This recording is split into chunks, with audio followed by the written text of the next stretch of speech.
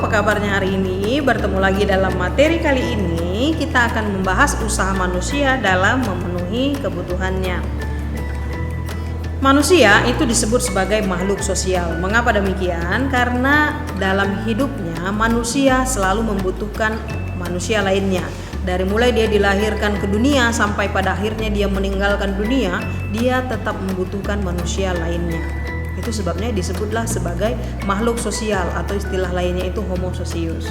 Apa saja ciri-ciri manusia sebagai makhluk sosial itu? Ada 4 ciri-cirinya. Yang pertama adalah selalu membutuhkan pertolongan orang lain. Yang kedua, memiliki naluri untuk selalu hidup bersama atau gregariousness. Kemudian yang ketiga, selalu melakukan interaksi dalam kehidupannya. Dan yang keempat, menginginkan kerjasama dan saling membantu. Karena manusia itu adalah makhluk sosial, maka sebaiknya manusia itu hidup sebagai makhluk sosial yang bermoral. Bagaimana manusia makhluk sosial yang bermoral? Sikap yang harus dilakukan manusia sebagai makhluk sosial yang bermoral adalah yang pertama, bertoleransi dengan lingkungan sekitar. Maka manusia itu disebut dia bermoral jika dia bisa bertoleransi dengan lingkungan sekitarnya. Lingkungan sekitar itu bukan saja hanya tempat tinggal kita, tapi juga orang-orang yang ada di sekitar kita. Itu artinya bertoleransi dengan lingkungan sekitar. Kemudian yang kedua, menjunjung tinggi nilai dan norma yang berlaku dalam masyarakat. Nah, mengenai nilai dan norma, ini kan sudah kita bahas di materi sebelumnya ya. Ada 4 norma yang berlaku dalam kehidupan masyarakat, yaitu norma agama, norma kesopanan, norma susila, dan norma hukum. Maka ketika manusia yang hidup itu merupakan makhluk sosial yang bermoral, dia menjunjung tinggi 4 norma itu tadi. Dia bisa mengikuti 4 norma yang berlaku dalam masyarakat itu. Yang ketiga, tidak membeda-bedakan ras dan suku. Jadi artinya manusia yang bermoral, dia tidak akan membenci agama yang lain ataupun suku yang lain di luar daripada dirinya. Maka dia bertoleransi dengan orang-orang yang berbeda dengan dirinya. Itu adalah manusia yang bermoral. Kemudian yang keempat, mengutamakan kepentingan umum. Jadi tidak egois gitu ya dalam kehidupan sehari-hari, tidak hanya mementingkan diri sendiri. Jadi harus mengutamakan kepentingan umum. Yang berikutnya, manusia juga dikenal sebagai makhluk ekonomi yang bermoral. Bagaimana maksudnya makhluk ekonomi? Nah, setiap manusia berusaha untuk meningkatkan kehidupannya, mencari kepuasan dan kesejahteraan dengan mempertimbangkan pengorbanan yang harus dilakukan, maka disebut juga makhluk ekonomi atau homo economicus. Artinya manusia itu selain dia memiliki kebutuhan untuk hidup dengan sesamanya, artinya membutuhkan satu dengan yang lain, manusia itu juga makhluk ekonomi. Jadi selain bersosialisasi, dia juga membutuhkan kebutuhan yang harus dipenuhi. Itu disebut sebagai makhluk ekonomi. Ada kebutuhan ekonomi yang dipenuhi. Bagaimana supaya kebutuhan ekonominya terpenuhi dan dia tetap disebut sebagai makhluk yang bermoral? Ada hal-hal yang harus dilakukan. Yang pertama adalah rasionalitas atau akal sehat. Rasionalitas adalah kemampuan manusia untuk berpikir dan mengambil keputusan dengan akal sehat. Dengan menggunakan akal sehat, manusia dapat membandingkan jumlah pengeluaran dengan jumlah pemasukan. Artinya harus berpikir dengan akal sehat. Jika saya memiliki kebutuhan untuk dipenuhi, misalnya contoh orang tua kita ya, biasanya mereka akan memikirkan untuk belanja sehari-hari, kemudian biaya pendidikan, biaya kesehatan dan lain sebagainya yang harus dipenuhi. Maka jika manusia makhluk ekonomi ini memiliki akal yang sehat, dia akan berpikir, oh saya harus mencari pekerjaan, saya harus bekerja, atau oh saya harus membuka usaha untuk memenuhi kebutuhan. Itu artinya berpikir dengan akal sehat. Beda halnya kalau orang yang tidak berpikir dengan akal sehat, tidak rasional. Karena dia memiliki kebutuhan, dia melakukan hal-hal yang di luar akal sehat. Misalnya contoh, dia melakukan pencurian, merampok, atau apalagi istilahnya itu, begal ya kan, dan lain-lain sebagainya. Itu tidak digunakan akal sehatnya. Kenapa? Karena ketika manusia itu adalah makhluk ekonomi yang bermoral, maka dia akan menggunakan akal sehat untuk mencari cara bagaimana supaya kebutuhannya dapat terpenuhi, tapi tetap dengan hal yang positif yang dilakukan, bukan yang negatif ya. Yang kedua, kepentingan pribadi. Manusia mempunyai kepentingan pribadi yang harus dipenuhi, tetapi ada pula kepentingan lain yang bersifat sosial.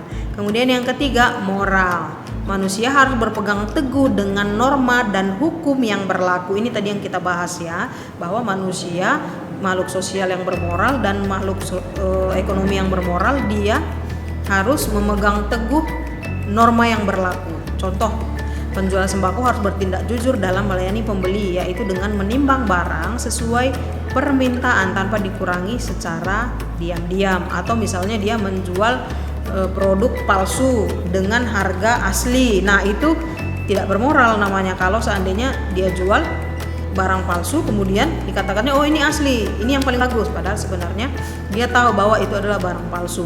Atau misalnya menjual makanan dengan pengawet, itu berarti tidak berpegang teguh kepada norma ya, tidak jujur, itu maksudnya di sini. Yang selanjutnya, informasi yang lengkap dan akurat dibutuhkan agar manusia dapat menentukan pilihan yang tepat dan bernilai guna besar. Jadi informasi yang diberikan juga haruslah informasi yang tepat. Jadi bukan informasi yang dibuat-buat begitu ya. Nah, apa saja faktor yang mempengaruhi manusia dalam memenuhi kebutuhan? Yang pertama adalah kemajuan iptek. Dengan kemajuan iptek itu adalah ilmu pengetahuan dan teknologi ya, maka akan tercipta penemuan dan produk baru. Dengan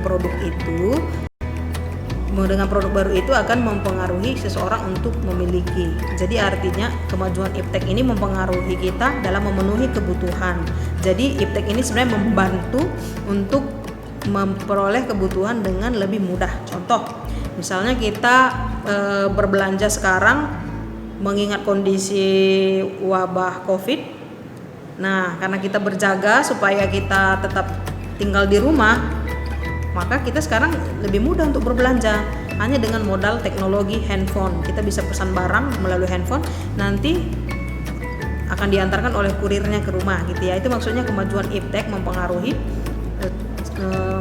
manusia dalam memenuhi kebutuhan dan lain sebagainya ya, banyak ya contoh ilmu pengetahuan dan teknologi ini mempengaruhi kita dalam memenuhi kebutuhan. Yang kedua, faktor penghasilan.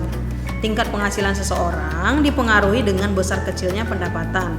Semakin besar penghasilan seseorang, maka akan semakin besar tingkat kebutuhannya. Jadi itu hal yang berlaku secara umum ya. Kalau seseorang yang punya penghasilan lebih tinggi, biasanya tingkat kebutuhannya lebih tinggi daripada orang yang penghasilannya lebih rendah begitu.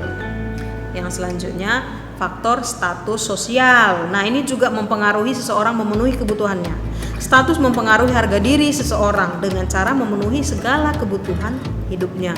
Makanya ada orang-orang tertentu yang status sosialnya lebih tinggi, cara memenuhi kebutuhannya juga berbeda. Misalnya dia sudah tidak lagi berbelanja misalnya di toko atau di pasar-pasar tradisional gitu ya. Lebih memilih untuk berbelanja ke hypermart atau ke pasar modern. Mengapa? Karena dia merasa bahwa dia lebih nyaman ke pasar modern dengan AC, kemudian dia tidak perlu berdesak-desakan di pasar tradisional atau tidak perlu kotor-kotoran di pasar tradisional begitu ya. Artinya status sosial itu mempengaruhi cara seseorang memenuhi kebutuhannya.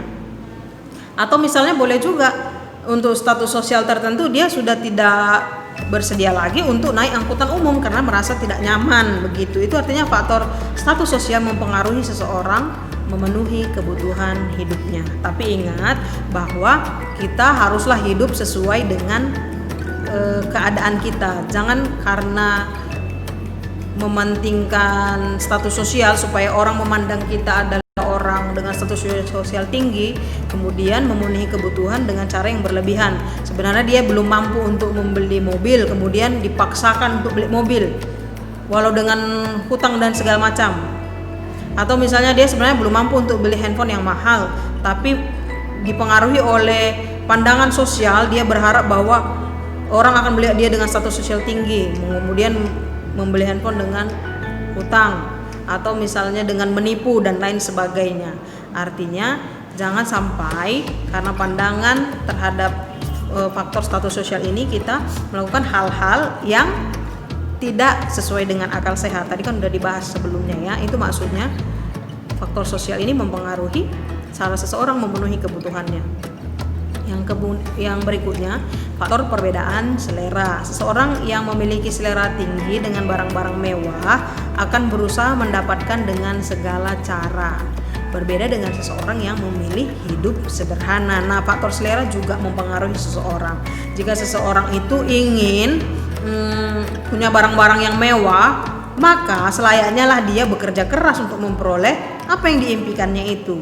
Boleh-boleh saja ya menginginkan barang-barang mewah, tidak masalah, tapi ingat harus dengan cara yang sesuai dengan akal sehat. Jadi kalau memang ingin barang mewah ya harus bekerja keras. Kalau misalnya menganggap bahwa hidup sederhana sudah bahagia ya tidak apa-apa, tidak masalah. Itu pilihan hidup seseorang, harus disesuaikan dengan kondisinya ya. Begitu dia. Oke, sampai di sini materi kita untuk hari ini. Semoga kalian dapat memahaminya ya. Sampai ketemu di materi selanjutnya.